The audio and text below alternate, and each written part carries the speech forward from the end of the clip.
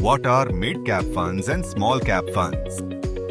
Mid-cap and small-cap funds are equity-oriented schemes that focus on companies with medium to small market capitalizations, offering higher growth potential than large-cap funds, which prioritize stability.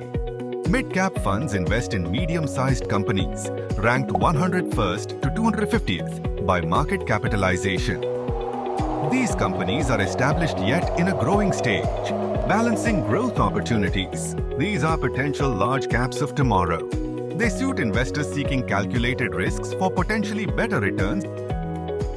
Small cap funds target companies ranked 251st and beyond. These emerging businesses offer high growth potential but also come with higher volatility, assuming maximum risk.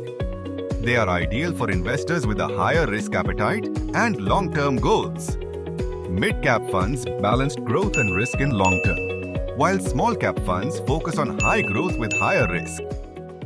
Mutual fund investments are subject to market risks. Read all scheme-related documents carefully.